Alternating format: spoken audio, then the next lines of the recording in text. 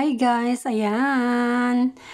Kalalabas ko lang sa work, galing ako ng work sa aking call work. Ayan, sobrang gutom na talaga ako. So, ang ginawa ko, kakain na lang muna ako sa KFC.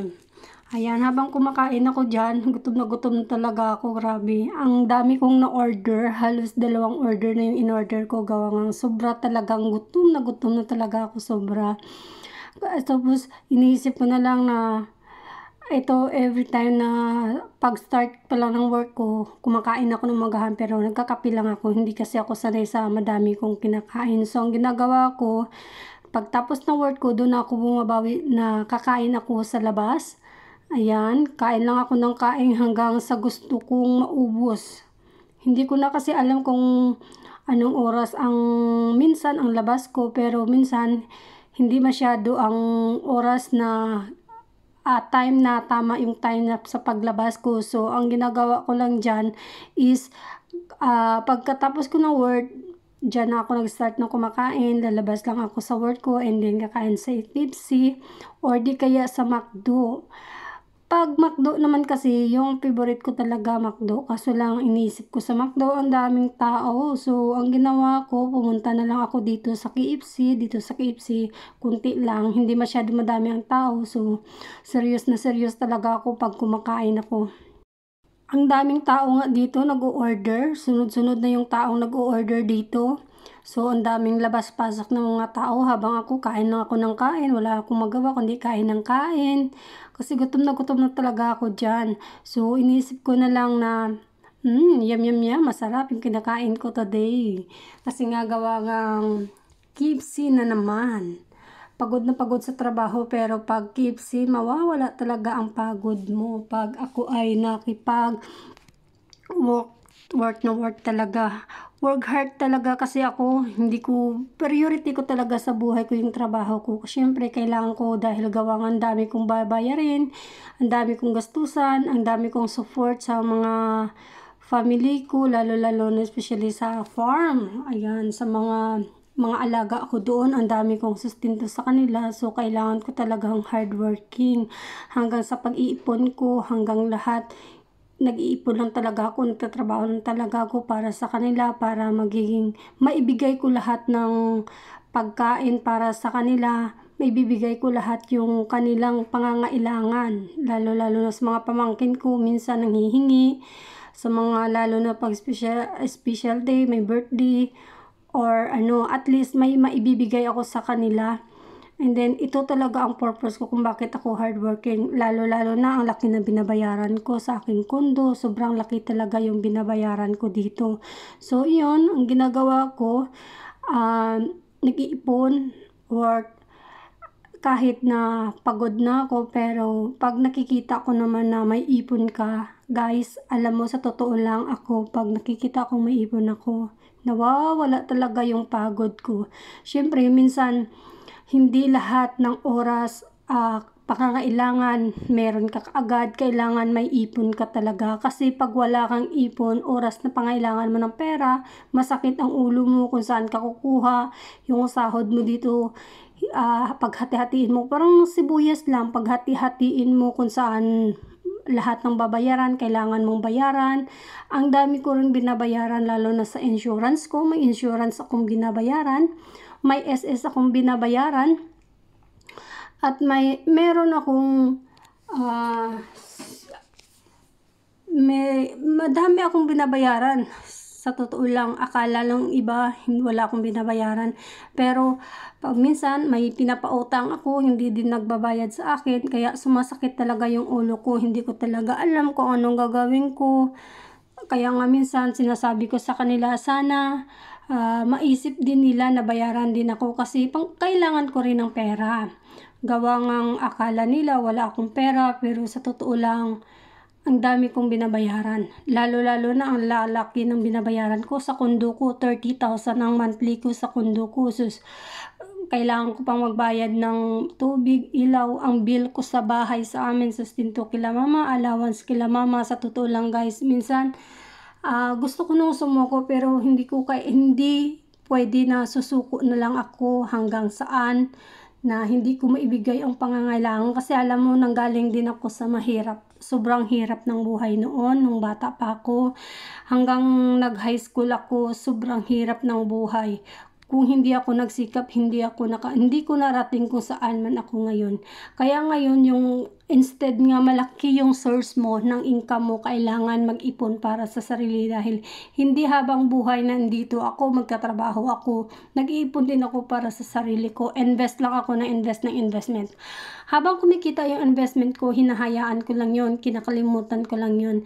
Kasi habang tumatagal yung investment mo, nakikita mo yung pagod mo, na makikita mo lang kahit anong pagod ka, pag nakita mo yung investment mo, doon matanggal yung pagod mo.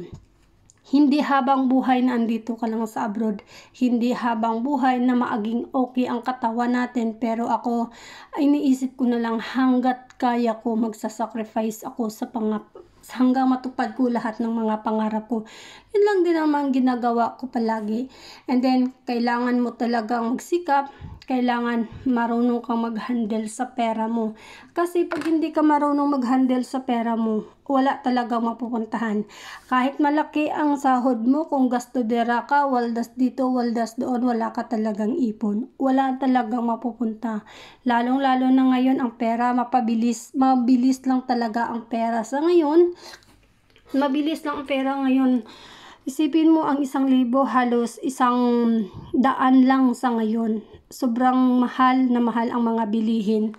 So, kaya kung ako sa inyo, invest talaga. Yun lang talaga ang mapayo ko, and then ipon. Dahil oras ng emergency, pag once nga may ipon ka na andyan, makukuha mo kung anong gusto mo, maibigay mo pangangailangan nila. Hindi mo kailangan umutang. Dahil sa pag-utang, pag once na umutang ka, may interest, nakakapagod. Lalaki hanggat hindi lalaki. Lalaki talaga kasi sa interest pa lang lumalaki na. And then wala kang makukuha kung saan naman ka kukuha na pangbayad. Uutangin mo naman yung pangbayad mo, and then another. Halos padami na yung utang mo, tapos hanggang mabaon ka na lang sa utang. So maganda talaga, kailangan mo talagang mag-ipon. Ako, nag-start ako noon, yung nag-aalkansya ako. Alam niyo, sa totoo lang, pag once nga nag-alkansya ka, mahihikayat ka din na hulug-hulugan mo eh. Dahil every time na mag-alkansya ka, pagdating na sisilipin mo, masabi mo sa sarili mo, wow, mahihikayat ka na mag-ipon. Kasi sa pag-ipon mo doon mo makikita nga mag-improve yung self mo. Dapat i-google mo din. Hindi lang ibig sabihin na mag-alkansya ka na wala kang goal. Kailangan may experience, may inspiration ka rin para sa sarili mo na makapag-ipon ka, ito gusto ko gawin, pag-ipunan ko to. And then, kailangan ko tong gagawin kasi para din ito sa future ko. Parang ganun, may inspiration ka talaga. Huwag ka mag-ipon na wala kang inspiration. Kasi dapat, pag nag-ipon ka, talagang may inspiration ka din. Kasi dyan tayo kumukuha ng lakas natin, na makakuha tayo ng lakas para nga ma-inspired ka sa lahat. Ako guys, mahilig ako sa investment, alahas.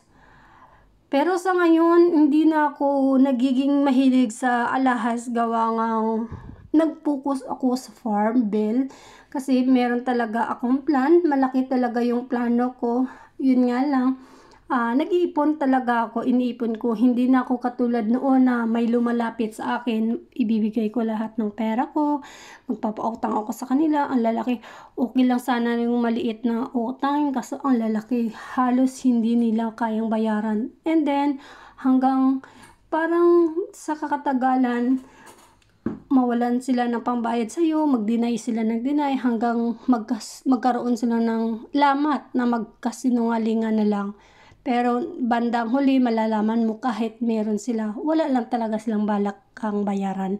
Ganon yung na-experience ko noon. So, ngayong 2024, nagbago na talaga ako. Kahit sino talagang lumalapit sa akin, hindi ko talaga pinagbigyan. Hindi ko talaga sila pinapautang. Tinitigasan ko talaga yung puso ko. Iniisip ko na lang yung sa sarili ko nga, bakit ganon? Bakit hindi ko naman sila kailangan, sila lang naman lumalapit sa akin, pero pag ako yung nangangailangan sa kanila, hindi kang isisin. Parang alam mo yung robot lang sila sa patingin mo. Parang ganun sila. Bigla lang na sila magdedma. Wala lang sila pakialam sa'yo. Kahit mag-reply, ayaw nila. Isisin na lang nila yung message mo. And then sabihin nga, oh, ganito, ganyan, ganon. Ang daming reason. So, doon na talaga ako nagsabi sa sarili ko, kailangan ko talaga mag-stop. Hindi ko na talaga ito ipagpatuloy sa ganito sitwasyon. Sa noon, oo, malakas talaga noon kasi nga syempre madaming malapit lang.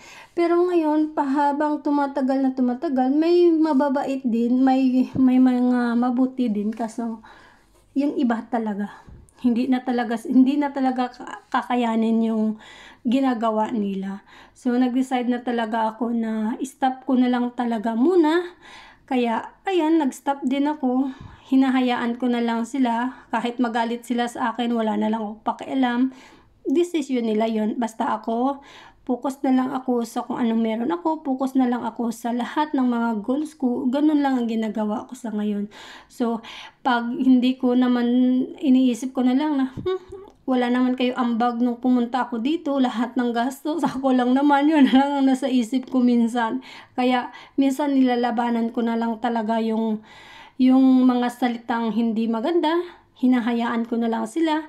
Ini-imagine ko na lang na total nung nagsimula ako, mag-isa ako. So, hindi ko responsibilidad lahat sila. Hindi ko responsibilidad na kung kailangan nila na maibibigay ko sa kanila.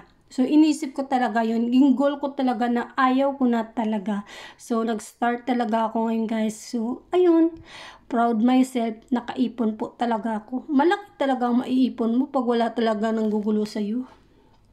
Malaya akong makaipon para sa sarili ko. Kaya, lahat na lang ng gusto nila, kaya kong maibigay. Wala na silang mahihiling, ganun. Pasalamat God, thanks God ako kay Lord kasi hindi niya talaga ako pinapabayaan.